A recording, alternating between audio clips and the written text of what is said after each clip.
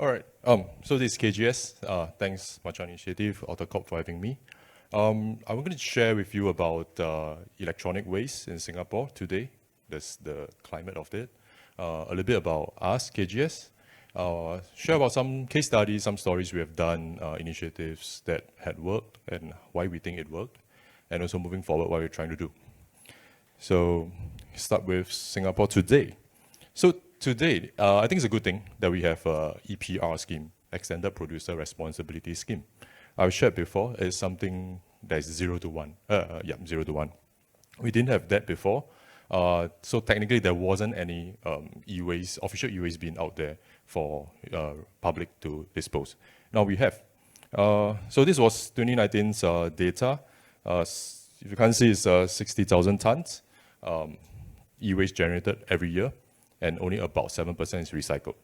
And it's expected to grow at 7.5% per annum. So I think EPR comes in at a good timing.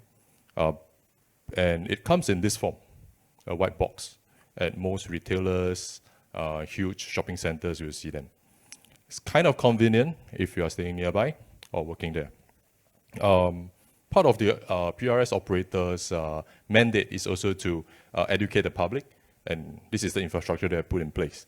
And not only this, if you buy a new fridge or washing machine, things like that, the retailer can help you take it back, your old one, for free. So that's part of the recycling scheme.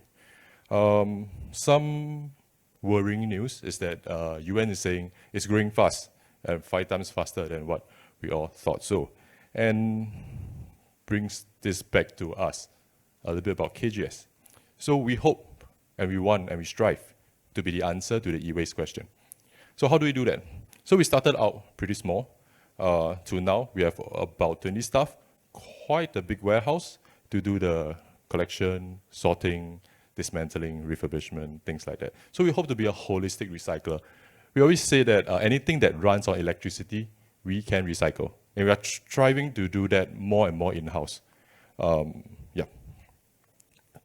So I'd like to show a bit of a, so video about us. Your old ones, we've got it covered. Just drop us an email, select a pickup date, and we'll take care of the rest.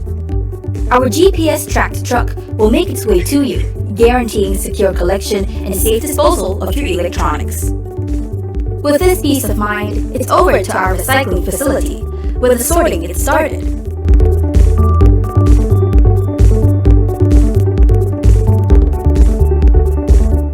First things first, lithium-ion batteries. Did you know that these batteries are what power your wireless earphones, mobile phones, and even electric vehicles? That's right, lithium-ion batteries are the predominant form of rechargeable batteries used in almost all your electronics. However, they are also a significant fire hazard, containing toxic metals such as cobalt, nickel, and lithium. Don't worry, this is where we come in. We start by dismantling the waste and removing the batteries that require discharging. The batteries discharge over a few weeks in our discharging solution, and then it's over to our battery recycling plant. Our plant in Tuas is built vertically, making it one of the most compact battery recycling plants in Singapore. There, we shred the discharged battery cells into smaller fragments for mechanical separation, which takes place over 3 different stages. Separating the material into black mass, copper, plastic, and aluminium. Lithium-ion aside, what about the e-waste? We've got that covered too. Here's our simple 3-step process. First, we categorize the waste according to device type. Next, we dismantle the devices and break them down by material. Finally, the segregated materials are sent to qualified downstream recyclers. Just like that, it's all taken care of. Or is it? What about your data? Yes, you may have wiped your data before disposing of your devices, but sometimes that's not enough. With the rise of data theft, you need 100% assurance that all sensitive files are thoroughly destroyed, so not even the savviest thief can recover them.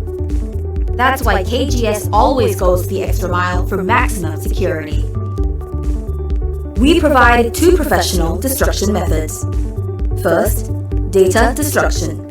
And second, physical destruction, so you can have full peace of mind. We even provide official certificates of destruction, so you're always assured. So that's what we at KGS do. And what we've started here in Singapore is just the beginning of an incredible sustainability movement that can spread across Southeast Asia. With our mission to be the answer to the e-waste question, KGS has all the solutions you've been searching for. All right, thank you. So as KGS, these are our values. We love to be bold, synergistic for collaboration, and stewardship to do the right thing. So let me share some stories, case studies that we have gone through. So this is the norm. If you remember, a couple of years ago, there was some e-scooter PMD restriction in Singapore. So there was a huge push to recycle, dispose your unregistered, unlicensed PMDs. LTA even offered $100 for you to dispose, but it didn't work as they expected. So we tried to break the norm. We partnered with NEA and LTA to work out a program and understood what was the user demographics and then marketed directly to them. So we thought users of PMDs would likely be on social media, which platforms, and when we speak to them directly, and then create a campaign around it for collection. So at the end of it, we exceeded target that was given to us by NEA by about 2.5 times and got a recommendation from PM. So here's one.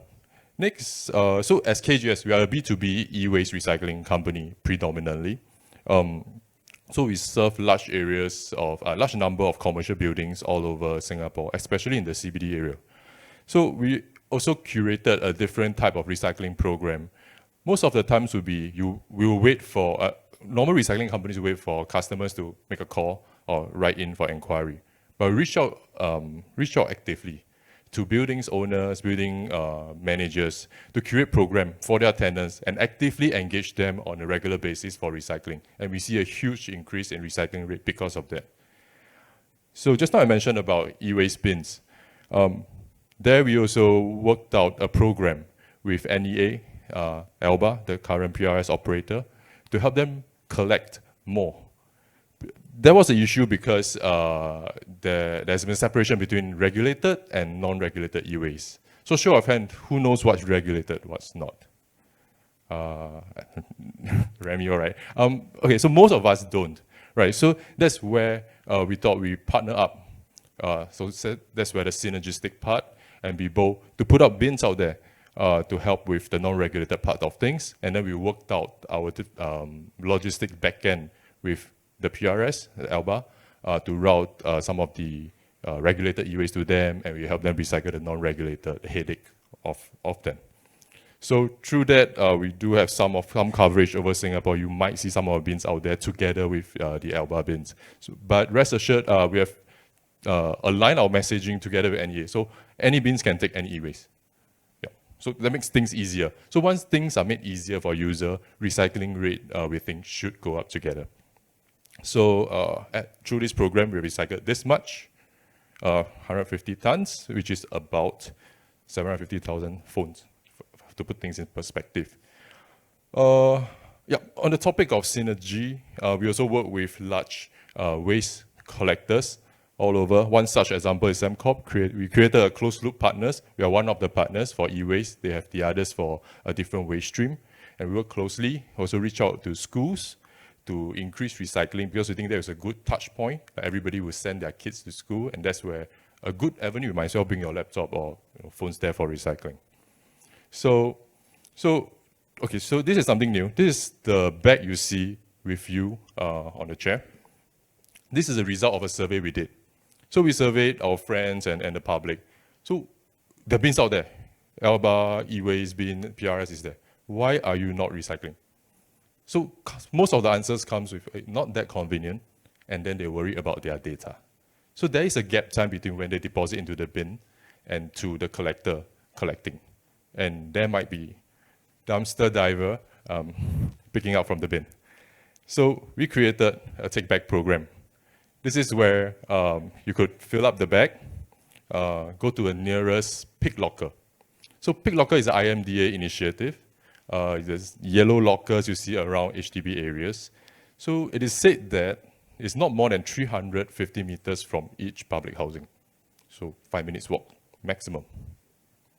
IMDA says that, so if it doesn't, you let me know, right? So what you do, scan the QR code on the bag after you fill it up, then that will book a parcel locker for you. Choose the nearest one to you. There will be an on-screen computer, go through the process and deposit your e-waste in, lock it. So it's safe from there. Our team will collect from there and do the necessary data destruction and recycling. Yeah. So from things we collect, sometimes is usable. So we do refurbish, repair. Of course, for business, we have to resell most of it, but we keep a certain percentage to work with charity organization. This is quite a good thing, I believe, because they are saying, regardless of your standing, poor or wealthy, children should not be deprived of the tools to learn. So donation of laptops will help them have that chance to learn equally. So moving forward, modular, right? So we are on top, okay, so from the video, you should guess that we have in-house battery recycling. So now we are trying to increase our capability more. Solar recycling will be next, up in line. And also bridging the gap to more leakages of e-waste around Singapore. So the idea is to increase recycling rate. So we will be surveying and seeking out more collaborative angles with any of you here to bridge the gap of recycling more. One such example could be with the informal sector or any of the remarketing sector that we could work together. And that's it for me. Feel free to connect with me on LinkedIn. And bottom two would be our company website and the Take Back website. So if you do need more back after this or your second round, you could order from our website. We will mail it to you for free as well. Thank you.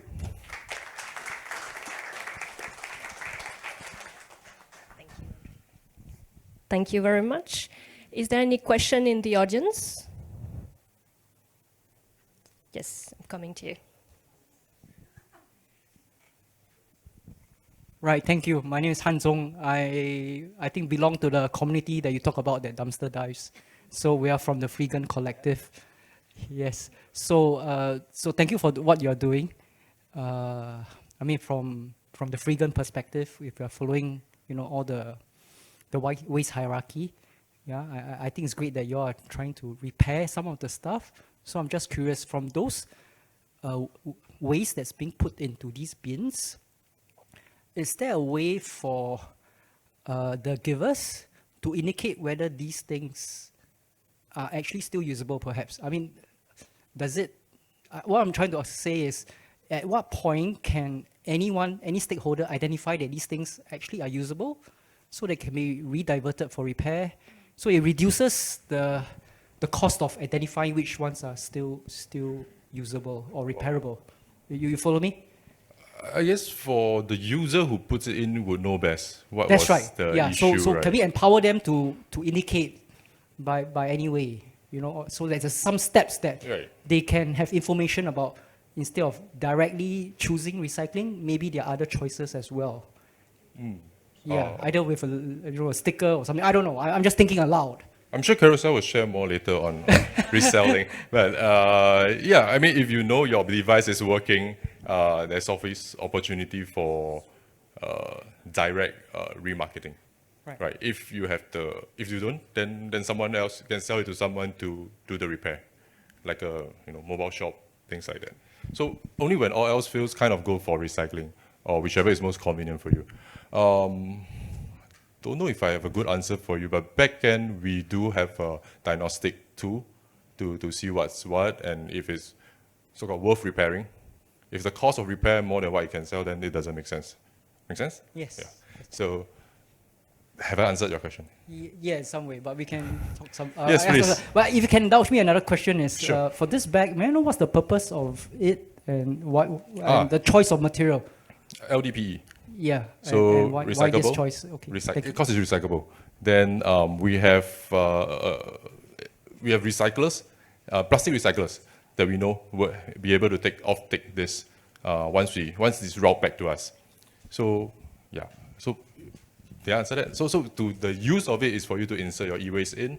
Once you seal it up, it's more secured, and then once you go to the pick locker and locked it, it's even more secure. Then yeah, so it's more security to have the bag. Yeah. Hello, everyone. Thanks for being here to discuss such a crucial topic without actually flying to Baku. Yeah, so all of us are doing our part here. So Carousell, it's a well-known name in Singapore and other countries of Southeast Asia. It doesn't need a separate introduction. But our founders started Carousell with a very special and powering mission to make secondhand the first choice. They dreamt of a world where people will sell their items which are not in use anymore, and the buyers would actually make secondhand or pre-loved items as a first choice.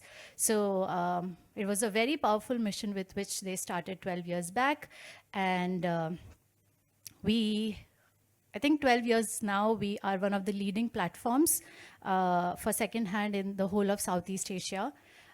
We have all of the items starting from like live, work, play, covering all aspects of an individual's life. So we've proud ourselves in saying that we have like every kind of thing for every kind of people. You say it and you'll find something. Very surprisingly, in Malaysia, we also have like cats and dogs. So people can easily, with all the licenses, they can even, it's like a platform to even share their pets. So we are like a two-sided marketplace, which involves buyers and sellers. So it's like a cyclic movement. So sellers, it can be merchants, it can be casual sellers like you and me, who just list their items, which connects like a source of supply, and then buyers can find those items over the platform. And then it's just a cycle which is going on for the last 12 years. And with this, we are actually spearheading the circular economy in the region. We are active in 7 markets of Southeast Asia, and not just Carousell, but we have acquired and partnered with other brands as well in these regions who have a very, very dominant presence, especially Muda in Malaysia and Chotot in Vietnam, which are the other multi-category marketplaces in those markets. So yeah, with all these different brands and tens of millions of users across 7 markets, we have been able to spearhead the circular economy in the region. So just to like put things into perspective, we know that a simple cycle of how things are manufactured and then transported, supplied, distributed, used, and then actually it just ends up in a landfill. But we all of us know that how circular economy, it kind of fosters the aspects back into the value chain, and that's where the buying and selling via Carousell comes into picture. So very easily, we can say that if the items are reused within the cycle, there are certain amount of avoided emissions which are saved because people are not buying new item to that extent if they're able to find a pre-loved item on our platform. So that's what we call avoided emissions, and that is something we have been trying really hard for last 2 years to actually quantify, because it's very easy to say that, oh, if you buy a second-hand sofa, you are doing good for the planet. But how much good? Putting some tangible numbers to that was a very crucial part of our strategy, because people nowadays understand data and they want to believe something which you are saying. So that's what we calculated last year. And because of all the buying and selling of second-hand items in 2022, our users saved about 116K tons of carbon emissions. And this was just calculated for 4 major categories, because that was our first step in calculation. And just to put these numbers into perspective, it's equivalent to, say, 5.3 million trees absorbing CO2 per year, more than 70% of trees in Singapore, equivalent to about 38% of Singapore's plastic bottle consumption, just to put numbers into some perspectives. And this is just for 2022. We already have the 2023 numbers, but we are yet to publish the report with some new findings about how people really perceive buying and selling secondhand in this part of the world. It's really fascinating to see that how over last 2-3 years, especially with all the climate change effects, people are actually seeing secondhand as a way of life, sustainable consumption as a way of life, and it's no longer like an alien topic or a taboo for people, and that's, I think, a big win for us as well as for each one of us sitting here. And as a company, we also understand that adopting a very, very, I would say, hard rock methodology was very important for us. We were very sure that we don't want to go with a methodology which is not well thought through. So we adopted the WRI suggested methodology of comparative life cycle analysis. I'm sure a lot of you are already aware of LCA, but the way we calculate this is for each item, we calculated the alternate new scenario, which is how much of emissions would a new item of a similar kind would create. We multiplied it with a displacement ratio, which was gathered by about 20,000 user survey done across 7 markets to see what kind of displacement rate actually happens. And to just give a small example, if somebody just buys a second-hand jacket like this over Carousell, they can still go and buy a new item. Versus if somebody buys a second-hand sofa, they might not really go back and buy a new item because you can just have one sofa in your place. So different items have different displacement rates. So that's also something which we accounted, because we understand that it's not a one-to-one substitution of a second-hand item with a new item. So that was a major part of the formula used. And then we also understand that as a company, we do emit emissions. We have emissions associated with packaging, logistics. Even if the buyer and seller is meeting outside, they are still, going via a car or a public transport and meeting somewhere. So we are also taking accountability of that emissions per transaction. So we have subtracted that as well. And that's how we come up with the whole avoided emissions number.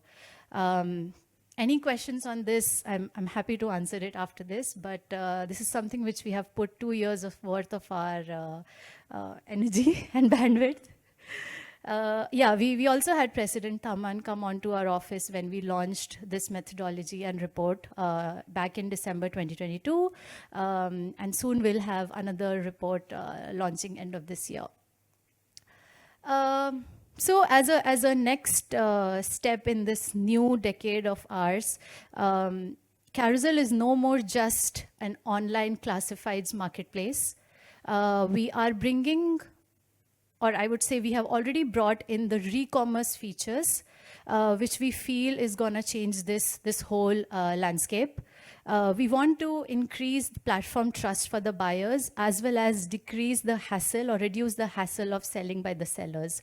So we are calling this as a re-commerce, the whole of re-commerce. So we want to bring the trust and convenience of e-commerce into this segment of re-commerce. So by this, what I mean is that we have already launched, and we are every day trying to improve it, but the on-platform payment and shipping options, so that buyer and sellers don't have to hassle around and $500 less or $50 less. They don't have to negotiate a lot. They don't have to hassle on where to meet, when to meet, etc. Everything will be taken care of by the platform, and it's just easy to transact. And all this is done to reduce the frictions for people to actually choose second-hand over new. We also have certified programs now, which is for high AOV items, items which require a lot of authentication, quality checks, and we understand that this will take time for people to adapt, because Carousell is still a marketplace for daily item. But we are still trying our best to have programs for certified mobiles, luxury, as well as cars. To add, we also have a bespoke program for resale as a service, and personally, this is one of my favorites. By resale as a service nowadays, brands like H&M, Decathlon, Patagonia, and I'll talk about this later as well, they kind of give away their dead stocks to such marketplaces, and it kind of just moves the wheel of circular economy again. And it's again a very powerful partnership, which we are doing with many brands in Singapore right now. So yeah, I think my last slide here will talk about that. I don't think we need to wait for any government measures or any kind of push. I think all of us can do our part. All of us can be part of the solution here. Just that we need to find that baby steps, the mini steps, which just takes us to the right path of doing good for the planet. Yeah, that's it. Thank you. Thank you, Nida. We're running short on time, so I'm going to take one short question if there's any in the audience. Yes. Hi, sorry. I have a quick question. I'm going to play the devil advocate. Most of the users are like you and me, but there are also merchants. How do you control that? Because being a merchant is the linear economy. Are you putting any restrictions on the number of merchants so that Carousell doesn't become Lazada? Yeah, I think that's something which our business team is tackling every day. So to put things into perspective, I don't think we want to restrict merchants to not sell items, because even merchants do sell pre-loved items. They also have items which are like out of stock, items which have not been sold by offline stores. They kind of take from there and then sell it on platforms. So not all merchants end up selling new items, for example. So that's why I say that our business teams, our operational teams, they are trying hard every day to kind of segregate, because we still want to maintain our very unique proposition, which no other platform in the region holds, which is powering the circular economy by secondhand. So I wouldn't say that we are trying to restrict them, but we are very careful of what our mission is and what our founders thought 12 years back. Yeah, if that answers your question. Thank you very much. Thanks, Nida.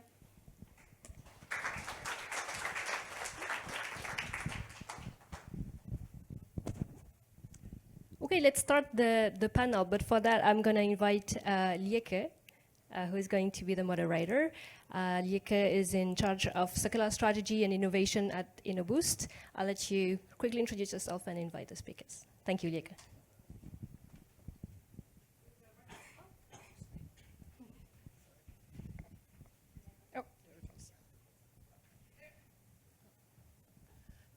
My name is Lieke Rijken, and I'm an associate partner at Innoboost, and we help companies to develop and commercialize circular solutions. I'm very happy to be the panel leader tonight. I'm very happy to have you all here. And I would like to introduce my panel members. First one is Sebastien.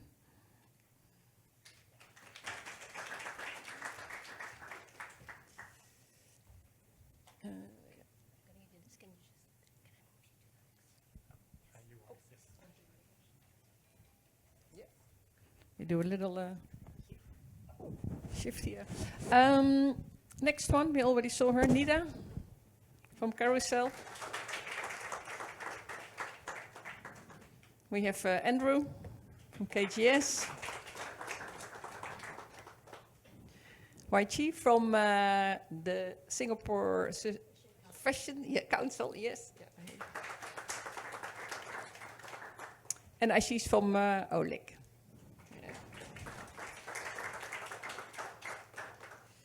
I think before we start, I would like my panel members to introduce themselves and who you are with your company, and also to mention your personal favorite product or circular service in Singapore. Hi, I'm Sebastien. I work for Dynapack Asia.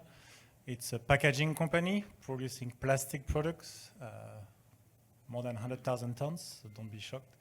But this is everything you use in your kitchen and bathroom, and I'm the head of procurement and sustainability, trying to drive this agenda for the group.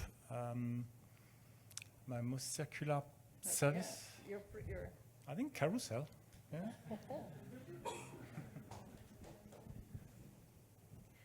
Thank you. I'll take it back to my boss. Back again, Nida from Carousell. Yeah, I've been leading and spearheading sustainability efforts for last 3 years in Carousell, not just in Singapore, but 6 other markets of Southeast Asia, along with companies' own carbon footprint, scope 1, 2, 3. And yeah, sustainability is something which is very close to my heart. So probably coming to work every day is not a pain, touch wood, till now. And yeah, one of my favorite circular initiative would be something which I talked about in my slide as well, resale as a service. So brands like H&M, Decathlon, Patagonia, all of their like dead stock, out of season stock, something which can probably just end up in a landfill. It just comes back to resale platforms and just opens up avenue for a new set of users who can actually use it at a lesser price, greater impact, and ultimately just gives a very feel good. So this blazer is one of the result of that. So yeah, that's one of my personal favorite. Hello, hi. I'm Andrew, again, from KGS, Electronic Waste Recycling. I'm engineer by training, so that's why I believe sustainability can be engineered. Yeah. And favorite circular services, right? So my favorite circular services would be the one that you use, right? If nobody uses it, it's kind of as pretty as it gets. There's no use, right? So I hope my take back program would be the one. Yeah. Thank you.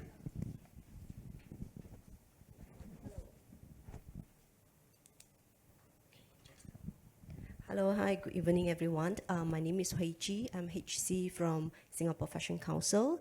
So I am leading the sustainability initiative in Singapore. So for anyone who doesn't know about Singapore Fashion Council, we are the official association that for textile and fashion in Singapore.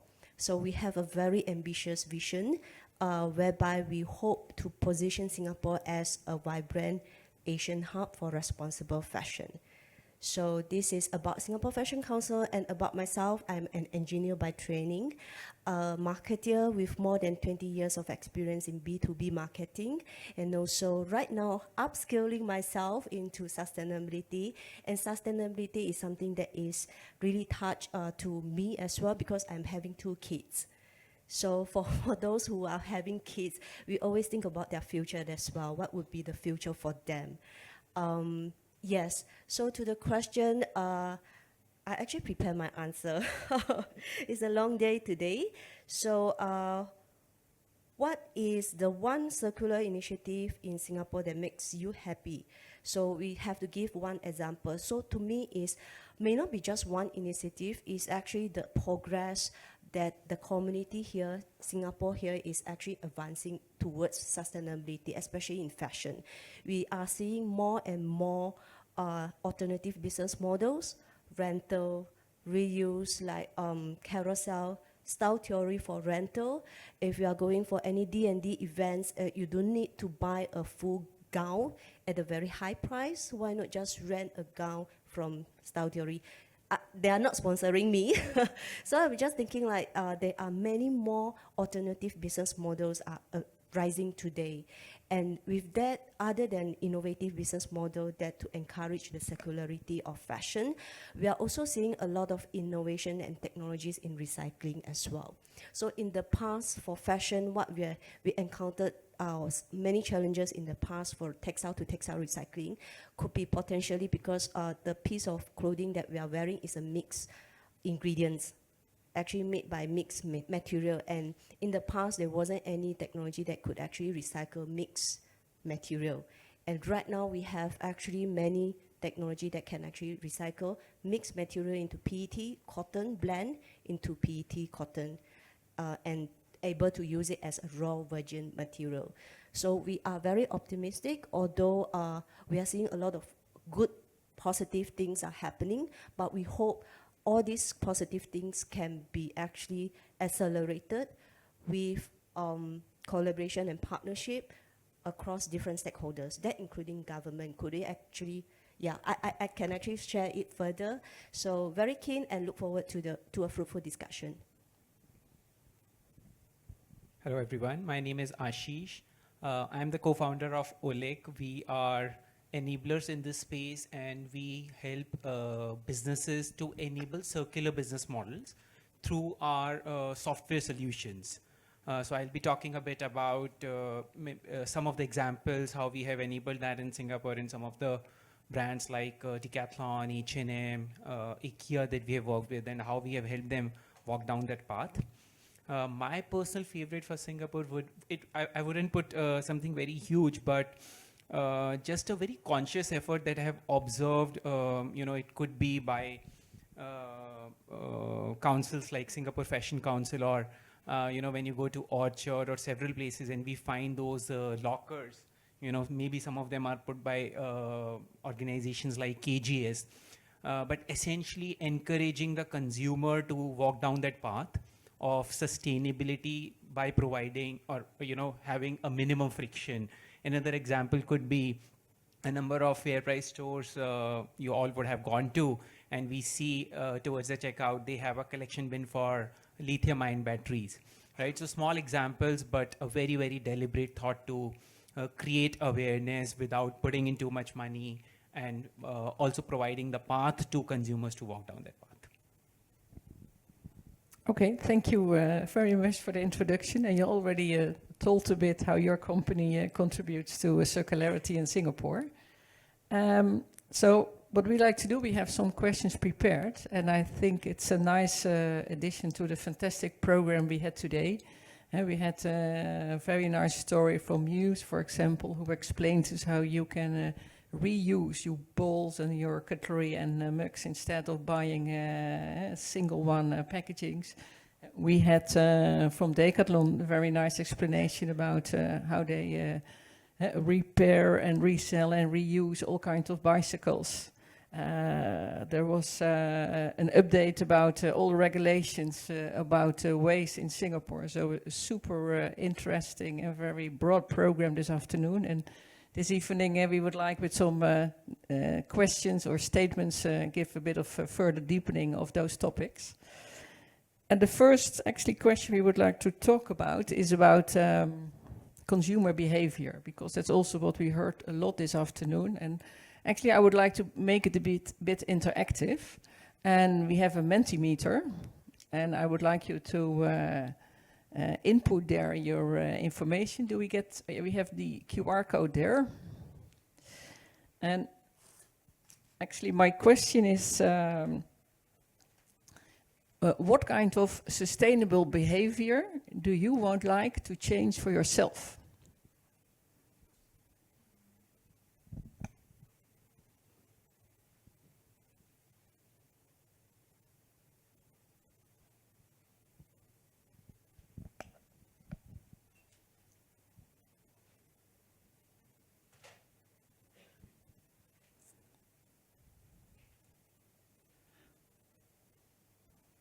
Oh, yeah, I see the first one to come in, but I'll wait till I have a few.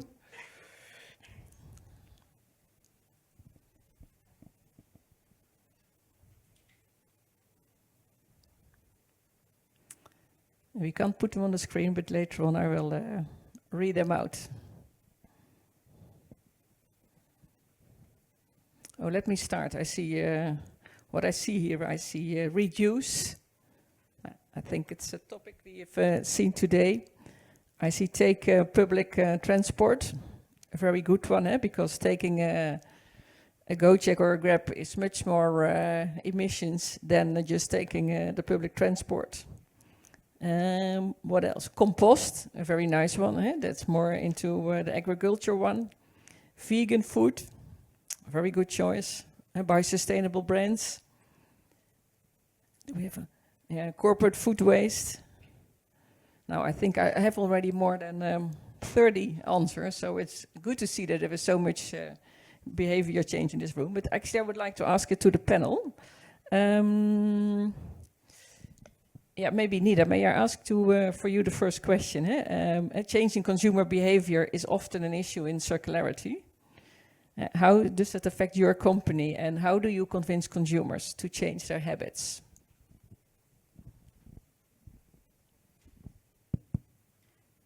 Thanks, Lieke, for the question. I would say that I think consumer behavior or consumer or users in general is something which we work on every day. It's not something that we pick up as and when something new launches, because consumer behavior for any kind of conscious lifestyle or sustainable lifestyle is a daily thing. So I think a majority of our efforts is around creating that kind of awareness in this part of the world about secondhand, about reusing, about reducing, and in general making and choosing secondhand as the first choice. And when I say that we do this, that means, for example, I was just talking to my friend today in Singapore, and she's a Gen Z. I'm not. She's a Gen Z, and I think in Gen Z we do see all these thrifting culture nowadays, which is a very, very good, I would say, next step for the planet. Like these kids nowadays, Gen Zs, they are really aware of, how they want to spend their money, how they want their lifestyle to be, which I think is a very, very good learning for all of us. So as said that, I think for us, every day we work towards creating that kind of awareness within different segments of users. For Singapore, it might be different. For a country like Vietnam, it might be different. So we have a very tailored approach as to how do we want to nudge that kind of consumer behavior. And as I mentioned in my presentation as well, now that we are into our next decade, we want to also create this kind of awareness for re-commerce. And as we say that re-commerce will be the sustainable way of doing e-commerce. And we are really trying to nudge behavior around this. Yeah, I think you gave some nice examples to make it as convenient as possible as normal commerce, and in all kinds, with all the frictions a consumer is facing. And Andrew, I'm also interested. I think consumer behavior change is also a big thing for you. Yeah, I mean, I hope everyone recycle after they use, right? So, but to that, being able to reuse or wanting to get a second-hand, not only convenience, I think there's also the reliability of items. So I think that's why it's good to have the certified program. At KGS, we do have an ARM sister company that does repairing. So we also provide warranties and things like that. So we think we know what users want out of it. Not only convenience, but also reliability. They don't want to be, although spending less, but end up spending more time repairing. So it's still opportunity cost for the user. So that's I think, if we can overcome some of the burning concerns of users, then ultimately they can get one step closer to the change we want to see. And then the data one and the convenience one, are that the biggest hurdles for you? For your consumers? The data protection one and the convenience? Yes. So from our survey, we think that from what we see, data is a concern. That's why they are keeping it at home, not even disposing. So that's why recycling rates are not up. It's more hoarding now. So, and that poses a lot of issues, being battery might be too old and there's some safety concern. Other than that, resource not recycled, then new products have to be mined from the ground more. So we hope that by trying to tackle one issue at a time, data destruction, data concerns, convenience. We're also building the platform to be a bit more convenient. So just sharing, when we just started with Pig, there was some technical issue backend. It wasn't as seamless. So we had to double down on the programming, the development, to make it more seamless. So that's always saying, if it's easy to use, it's always very tedious backend on the development side of things. Yeah, so we hope that, and any one of you, if you try and if it's confusing or anything, just write to us, let us know the feedback, and we'll try to improve. Yeah. And Chyi, I hardly dare to ask it to you, because Singapore is a city who loves shopping, huh? So what do you do to I personally like shopping, yes, to be very honest, and I usually shop for the occasion. So to me, reduce is definitely my first choice. That's why when you did the Mentimental, I actually key in the first reduce. So to me is I try on my end, my spending behavior, I try to reduce, think twice before I spend my hard-earned money on a piece of clothing. If there is really a need for me to buy, I would try to go to Carousell. That is my own personal habit. Try to go to Carousell to look for the brand with the model. So I think as I'm growing older, I tend to buy a more quality products. And as Singapore Council, what do you do to change the behavior in Singapore? Yes, for Singapore SFC, we are having many workshops that are targeting at the consumer level. We are working very closely with community front as well to have upcycling workshop, and also regardless of the background of the audience and participants. And moving forward, next year, another 3 years down the road, we also plan to work very closely with Mills Fabrica in Hong Kong to come up with some retailer about conscious consumption education. So that including exhibition, that including education element in the workshop as well. So what we are seeing, and as I mentioned earlier on, we could actually see a lot of alternative business models are coming up, and especially using the IT platform, using the apps platform, because we actually did a market study last year. We realized that for the generation below 40, age below 40, they are more open to buying second-hand clothing.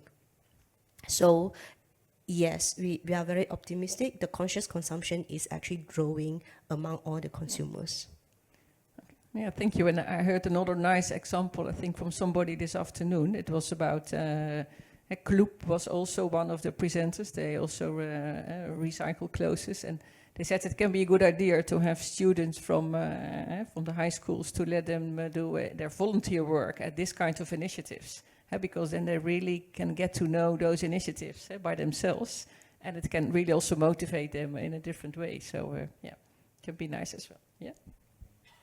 I think on design for consumer, to the basic packaging that we all have, one difficulty of the brands where you can change is qualify recycled materials. So if you Dove, classic white bottle, if using recycled plastic is likely to make it a bit less white, but the brands struggle because when the marketers see all bottles with a bit recycled resins and a bit more grayish, oh no, cannot qualify it, cannot sell it to consumer. So, or if you use recycled PET, bit grayish or greenish or bluish, it's not the same as virgin. So we as consumer needs to make sure, encourage the brands to dare making products which do not look like new when they use recycled materials. And this is something on designs of products and consumer choice, which I think is critical. Yeah, and indeed, and a big step to take for all of us, because we are all used to new products. So yeah. We have another question that's a bit in a different area. That's also what we heard today, that governmental policies and regulations can help a lot. And then what kind of policies would help you most? And do you think are the right ones in place? And where do you want to have an acceleration? And then also, Sebastien, I think there was a lot in your area. Yes, so for us, we have in Southeast Asia, so today Dynapack, we produce a rigid plastic packaging, not films, not flexible sachet. So we succeed today to have 80% recyclable products. That means you have 20% not recyclable, yes.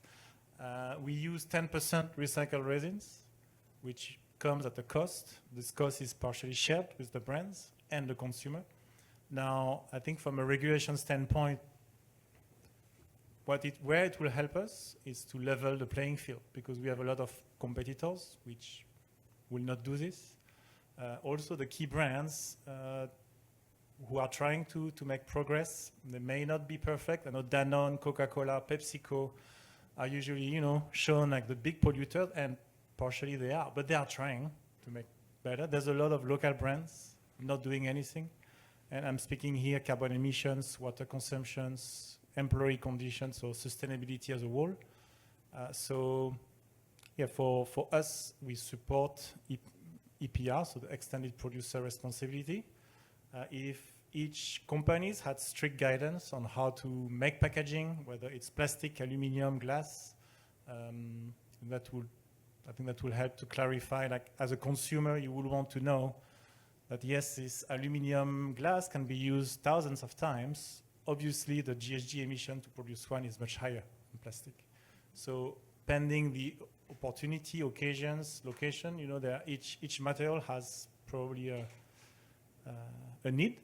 And this is where regulations can help to clarify this information to consumer. Can you specify a bit what the EPR in your area in EPR practical will mean, is? yes. So instead of making, so today a PET material, is $1,000 per ton virgin, but if we buy recycle, it's maybe $1,400, $1,500 per ton. EPR scheme will give a tax to the brands that if you want to put a product on the market, then you need to pay a tax to the government or NGO coordinating recycling communities to compensate, to increase the cost of virgin material, and then this money can flow to support infrastructure development, whether it's trash collection, sorting in the countries around the region. And does the EPR also make companies like a Coca-Cola, they force them to do collection? Yeah, but I think the Coca-Cola do already a lot. But yes, I think it will force all the brands, because today only the premium brands start to support this type of message. There's a lot of secondary, tertiary brands which definitely do not participate in any aspect. And I think this is where we want to move, not just 20% and the top of the industries. We want to move at least 70% if we want to do better from a plastic standpoint. Yeah, and for the fashion, are there any regulations in place, or any regulations you would like to have to accelerate? I would say EPR as well. Agree with Sebastien, because by looking at the direction on the EU region, they are having EPR for fashion, they are having EPR for textile. They are holding producer be responsible for the products that they have produced, for the end of life of their of the products that they produce. So EPR is actually what we are hoping in Asia. Could we actually have some sort of EPR to come out with the fund to support the whole circularity ecosystem? So to us, sustainability is not really solely on one vertical, it's more of a system level change. And also in order to push for system level change, we also need the funding as well. So EPR for fashion, and also by looking at the direction on the EU side, they are also having DPP, Digital Product Passport. This is also something that we are hoping we could actually kickstart some conversation about dialogue about digital product passport to encourage transparency along the supply chain and value chain in fashion and textile. Okay, thank you. We had another question, and that is about the economic viability of circular solutions, because often it's more expensive than the linear one. So I have also a little question here for the audience. If can anybody who made a personal flight raise his hand, his or her hand, who made a personal flight in the last 6 months? And which one of you compensated the CO2? Yeah. Oh, very good. I see there a big hand in the end. Yeah. Yeah, this is what's happening a lot, and often the circular product is more expensive than the linear one. And Ashish, how does your company deal with that, and what kind of solutions do you have for that? Yeah, that's a very question that we found was coming in our interactions with the clients, and that remains a reality that while at a planet level we are going downhill, and any of the large enterprises or even mid-market businesses who are concerned about the environment, while they have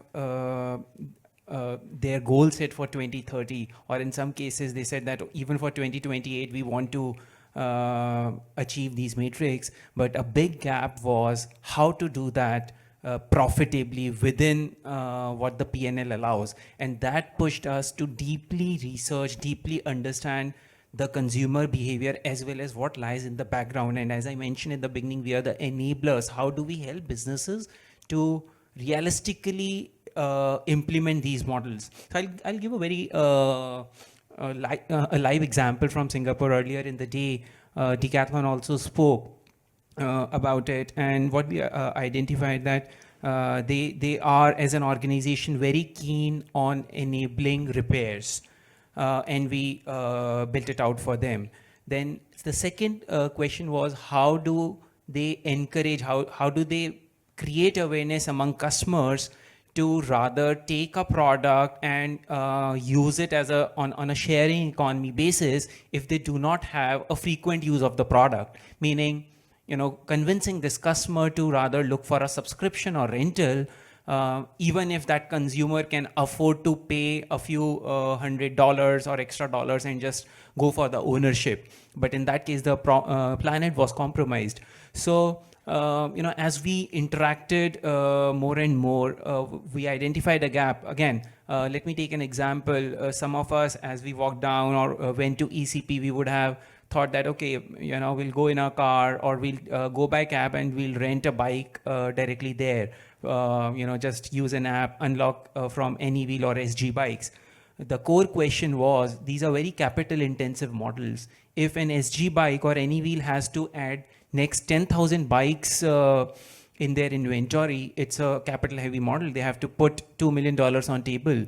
And that is a core question that came from these enterprises, that while we want to do it, we do not have the luxury of doing it by completely discounting our P&L. So then we thought about it and said, okay, let's look at your buyback program. The metrics for a buyback project owner are very similar to retail metrics, that they have a sell-through target.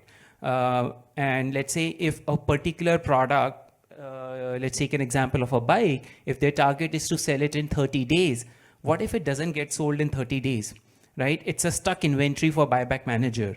Multiply or add that inventory across 15 stores, you might have 500 bikes that are stuck. Can you create a model where you have an option to make this inventory live under rentals? Now that solves two purposes. For the rental manager, he doesn't need extra working capital to source the inventory. And let's say a consumer who has rented this product for 10 days, Ninth day, the brand gives a nudge that, hey, ABC, hope you're having a great experience. By the way, this product is also eligible under buyback program. And now there is a greater trust the consumer has. They have tested this product and there's a greater inclination to rather consider taking this product under buyback.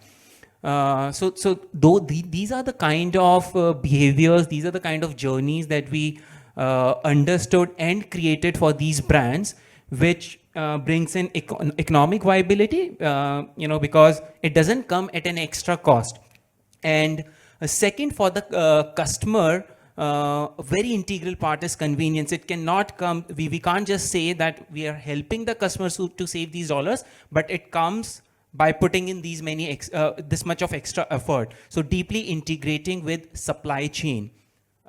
And one more example I will quote for convenience. Let's talk about this furniture. Let's say we have these 4 chairs at our home, and the consumer might be in a need to quickly let go of this furniture. Now there are very, very few options today, right? If the customer is lucky, lists it on Carousell, and let's say within a day or 2 they find a buyer. But for a lot of categories, that's very unlikely. Now next option is there a home to this to this product that I want to get rid of, and I can get an assured transaction within a day, right? There are brands who might be open for it, but for the customer there has to be an assured convenience. So that is again a second layer that we built, that for a lot of categories, can we do a diagnosis virtually and give an estimate to a customer that this will be the buyback value of your product. We do it at scale with Decathlon. You can test it out. Let's say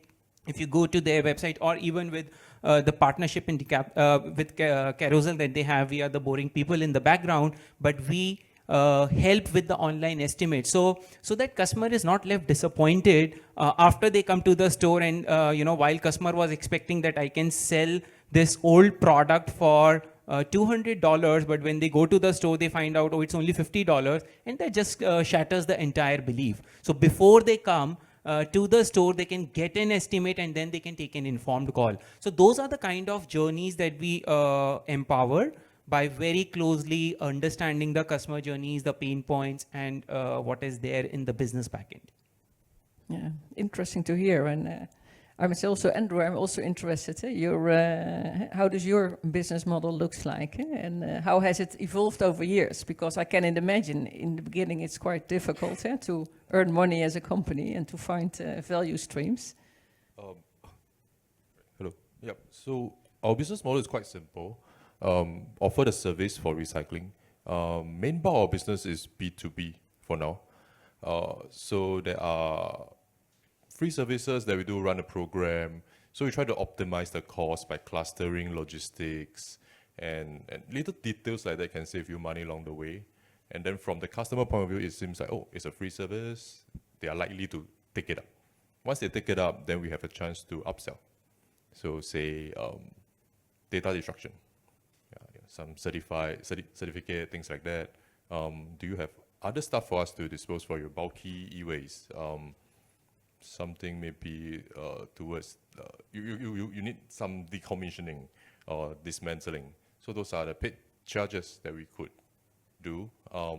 But if the customer is not so flexible in the sense of playing along with our clustering model or pre-prescribed dates, then it is their choice to pay for an ad hoc service, direct to you only on your specific date and time to you. So it is kind of a freemium model that we are inclining towards too. So at the free side, we dictate a lot of things, right? And then the premium side is for you to choose, a bit like Spotify stuff, right? So that's kind of predominantly the business model that we are operating. Yeah. The freemium and the premium. Mm-hmm. Yeah. Hey, and then Sebastien, I think you already told a bit that virgin plastic is cheaper than recycled plastics. How do you deal with that? Well, how do you sell then recycled plastics if it's cheaper to buy just a virgin bottle? Well, today, and who wants to buy it? Yeah. Today, I think 90% of the cost is supported by this room, because the consumer are ready to pay a 5-10% premium for products which either are sourced with sustainable food or packaging, recycled packaging. But yeah, this is where it creates a gap between the brands using recycled materials and the brands not using recycled materials. And in the past, I think this year, we've seen some big groups coming back a bit on their recycled materials targets because it's too expensive. Or they are losing market share versus local competitors. So again, that's where we as consumer, indeed, if we choose the cheapest brand using materials which may not be sustainability friendly, well, obviously this will also influence groups and their actions. So the cost today for us is, I said, minimum 30%, up to 60-70% more expensive to buy recycled plastic. Of quality, because obviously you cannot. And do you expect it to change in the coming years? No, and actually, I think with someone who was elected last week said, drill, baby, drill. So I think crude oil will stay cheap. Petrochem industries have invested billions in new capacities. These new capacities is happening in China, in Southeast Asia, in Middle East, in US. The next 3 to 5 years, virgin materials will be cheap, for sure. So now this is where regulation, how we impose, some rules for us to ensure that all this packaging, which packaging is to protect products, so is made sustainably. Yeah, I heard it indeed, that all the old companies, because they're afraid of all the electric cars, and then they have less fuel to sell, and that's why they invested now in plastic factories. So it's only to be expected to become cheaper. So that will become really a hurdle for us. Yeah. So now we have a question again for the audience with the Mentimeter. And because I'm really curious to know from in your current behavior, when do you pay extra for a sustainable choice? For what kind of products or services are in your current behavior?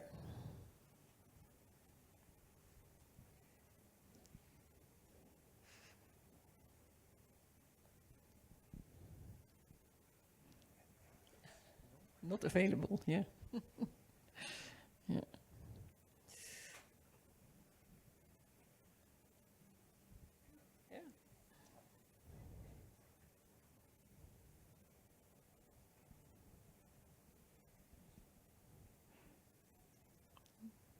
Yeah, I think coming in for food, yeah, I can imagine, because also for food there is often also a health perspective in it, so that can also then play a role. I see for clothing and fashion, that's quite often named.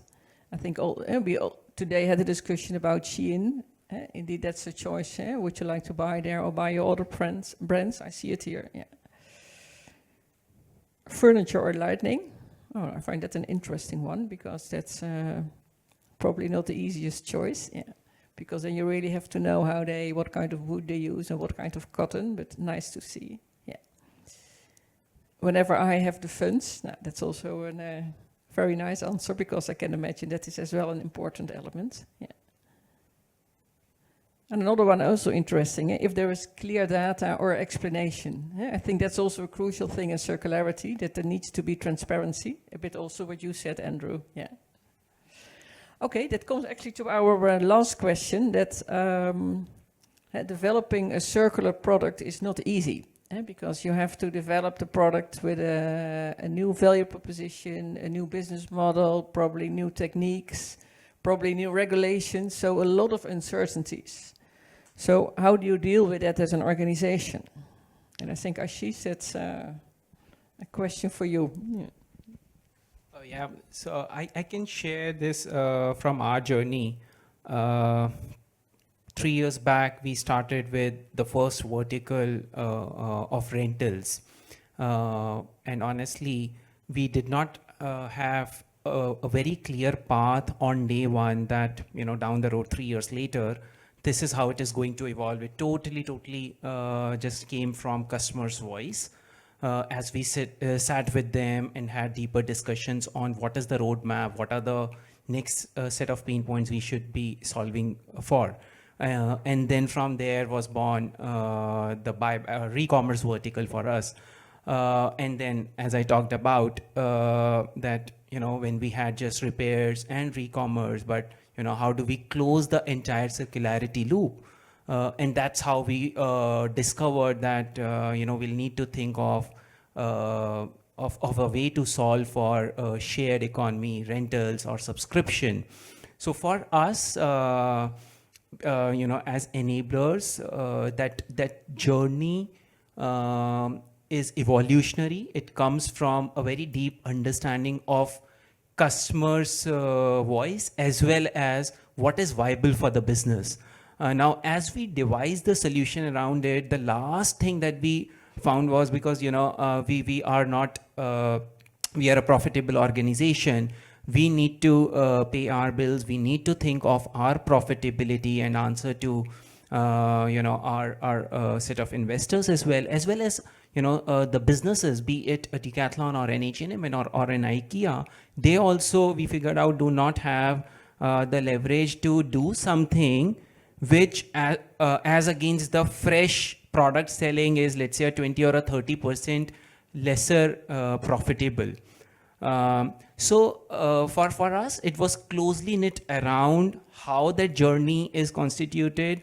Another real example I can give in how do we attain that viability while designing that solution. From Singapore, in Decathlon, you would have seen their click and collect stores, and they have this very, very audacious promise that you can order anything online and collect it within 2 hours from the nearest store. And then we thought that, how can we leverage the reverse supply chain? And that's when we talked to the logistics partners that, hey, what are you doing with your vehicles on the return journey? From the main store, you collect the products every 2 hours, and then there is the entire sorting done to be distributed in these 10 or 15 stores. What are you doing in reverse? And they said that they are coming empty. And we leverage that supply chain so that there is no incremental cost to bring those products of repairs from these 15 centers to a common repair center, or vice versa, offering convenience to the consumer, not asking the consumer in the extreme ways that, hey, if you want to get this product repaired, you need to go all the way to center stage mall or center point and drop it here, right? That comes at a cost and inconvenience, which makes the adoption very difficult. So we leveraged those reverse supply chains, which brought in a lot of economic viability as well. Thank you, yeah. And then maybe I see it's Q&A time, but then one last question, because I think, Nida, you made a very nice remark on how to develop new circular services. You talked about the baby steps, and that's also really my strong belief, but can you explain that, what you meant with that? Baby steps in terms of as a company or as a user? No, baby steps in developing new services. Yeah. I would say that by baby steps, I meant that what even Ashish mentioned, solving for user barriers. That's the most important thing. Back then, our founders, they found that, there's no platform where buyers and sellers can meet and, share their items. That was the problem which was solved, which they tried solving 12 years back. But today, the problems are different. There are problems of trust. There are problems of convenience. There are problems of affordability and sustainability to add on. So there are very different problems now. And by baby steps, we are just trying to solve each one of them. For now, we are focusing more on trust and convenience so that it's easier for buyers and sellers to sell or buy pre-loved items. On the way, we are trying to also peacefully insert sustainability and let them know that, in their journey of buying and selling secondhand, they are also creating a positive impact. It's not something that they are only saving money. They are not just doing good for their wallets, they are also doing something good for the planet, even if it's a very small step. Even like buying a second-hand blazer would just save like 3 or 4 kgs of CO2. It's still a small step in that positive journey.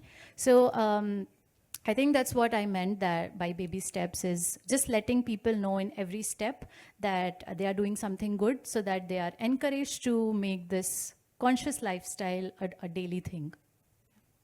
Okay, very nice example, yeah. Small steps for big impact. And we can all start, yeah. Okay. Q&A, any questions from the audience? Yeah. Do we have a microphone for...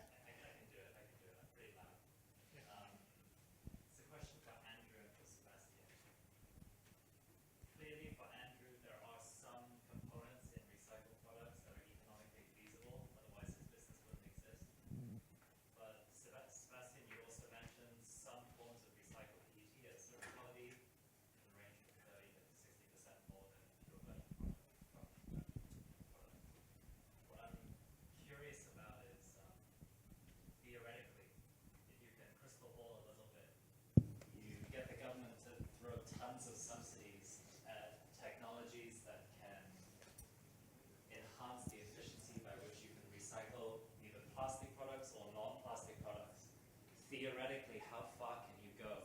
You can tax the heck out of virgin raw material industries to raise their cost and try to levelize.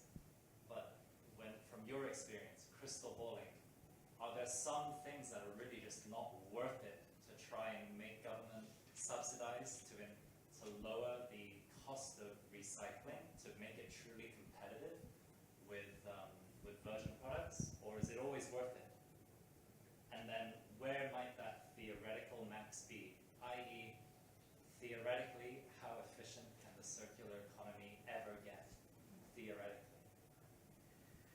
I go first? Okay. So I think I'm optimistic. I think everything is worth it.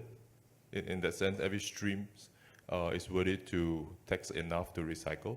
And I don't think the tax would be super high. So the logic, I think, would be as long as recycled is seemingly cheaper to produce, people will opt for that.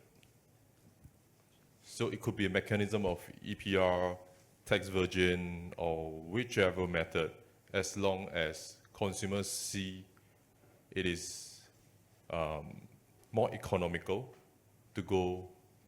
You can drive it to that way, right, to do a more sustainable route, and then consumer behavior will just swing. So enough critical mass swing, then you have volumes to then pay for the recycling technology, the efficiency of scale of logistics, everything. It would then make sense. A lot of times now is don't have the feedstock, don't have the volume to justify a plant in Singapore, for example. Yeah. So that's my optimistic take on things. I'm optimistic. Okay, I'll give one number. To me, plastic, should be like aluminium. Recycling 70% of it sounds possible one day if we put in place the right infrastructure. And plastic or aluminium or glass or paper are solutions which make sense pending the case. Now, I will disagree that it's economically viable.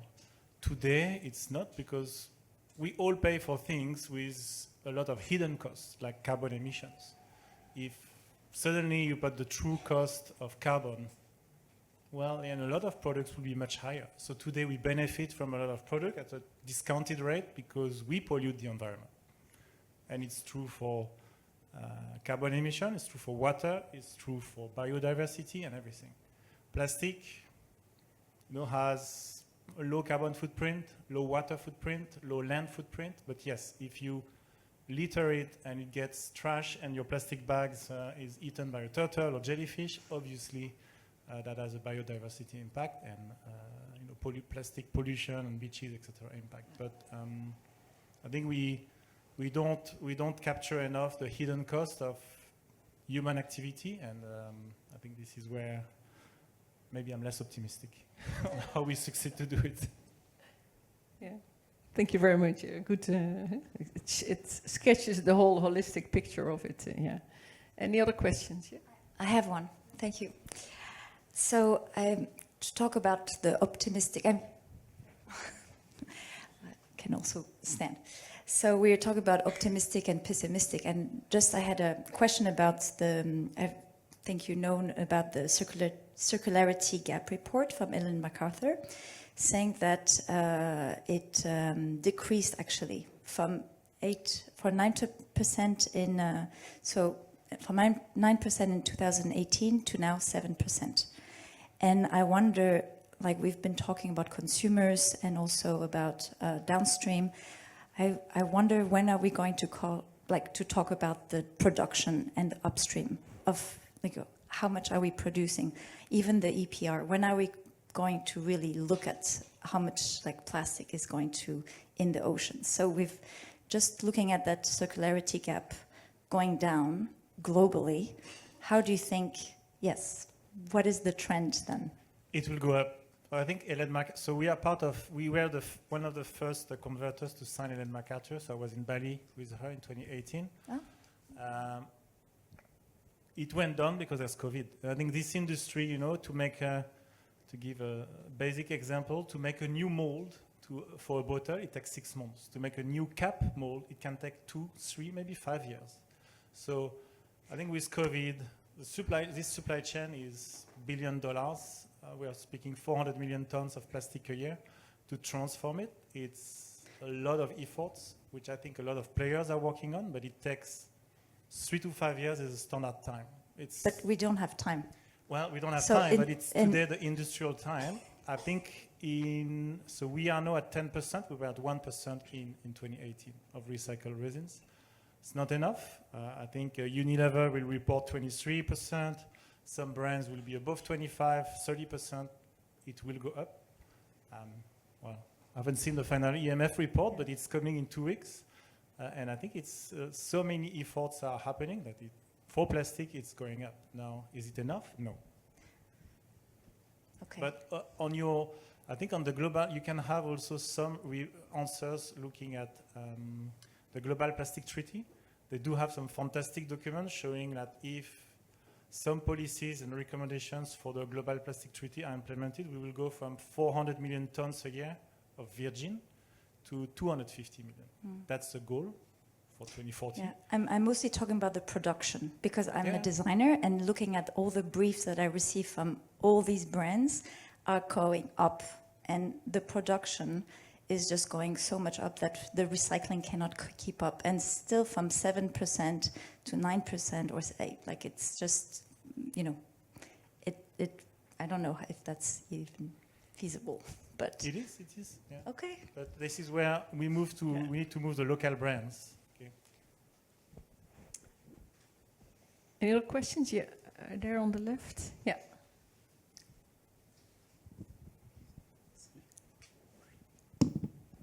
Thank you for an insightful session. I'm from the plastics industry.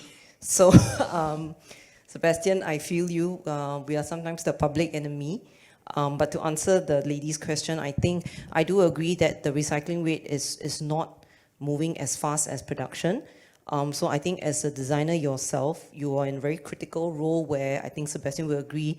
Everyone is pushing design for circularity now. So the thing is that it takes a lot of people. It takes the brand, it takes the consumer, it takes the producer to agree and accept a product that's in a form that is appealing, affordable, but also designed for recyclability. So that is the challenge at this point, because like Sebastien mentioned, designing for recyclability can have certain compromises on the material performance.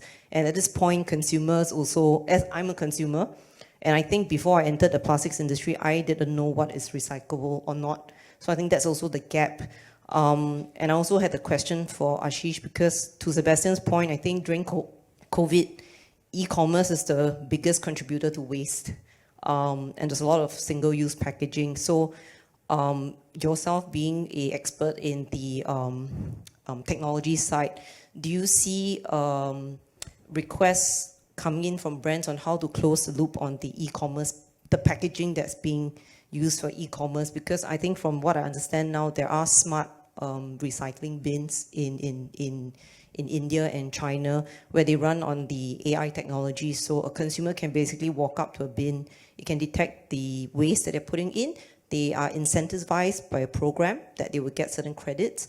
Have you been approached on such ideas in retail space? And what are your thoughts on this? Absolutely, and you partially answered it as well, that in India and China, in certain pockets, it's already happening, because one core area of recycling, and it starts with sorting, and that in itself is a huge cost. To give a perspective, and we were, I think, talking in the earlier session, in Singapore alone, for a population of 5 million, there are 70,000 people working in the background to clear litter. Right, the same thing happens even in the recycling space, that a lot of cost goes into sorting. What if it can be the first step self-answered by the consumer, that there are 3 bins and you can self-detect. Now, again, technology needs to go one step deeper instead of trusting the consumer entirely, because there could be a gap. It might not be out of just an easy step to just drop it in bin 1, and as a consumer, I don't care enough whether it should be rightly placed in bin 2 or bin 3. Maybe there could be a knowledge gap. I really don't know whether it's more suited to be dropped in bin 1 or bin 2, and that's where technology plays a part. Could be image processing, it could be through an AI layer, whatever is the technology solution in the background, but there lies an answer to it. So certainly there are opportunities, whether or not we have been approached for it. Yes, partially, with some of the brands that we work with, we have been approached, but given there is already a lot to solve in our space, we are very, very focused. That first we need to solve for circularity in the domain that we have identified without going here or there. Maybe a funny example on design. When I was in Unilever, one of the shampoo brands, we are trying to reduce complexity and improve consumer experience. So they had 20 colors, 20 different colors for, shampoo A, B, C, D. They went from 10. Sounds better for everyone, for the supply chain, for waste. Now they went from white bottles, shrink sleeve. So the manufacturer will produce 1 million of bottles and then make, 50,000 each of each color, to 10 colors, but each bottle being a different color and different label, right? So. Exactly. So from a marketing standpoint, they were like, it's fantastic, guys. We reduce complexity. And we're like, no. All the cost increase, all the waste increase, because, it is much more complicated to produce. So, design is important. No, but design is important, but we don't get the briefs from the people that says you need to be circular. How much what is the power of design if we just answer a brief? So, it's very difficult as a designer. You just answer a brief that comes from above, and that's so much you can do. But that's why I really feel the production would be, how can we go more upstream? But I think I will stop there.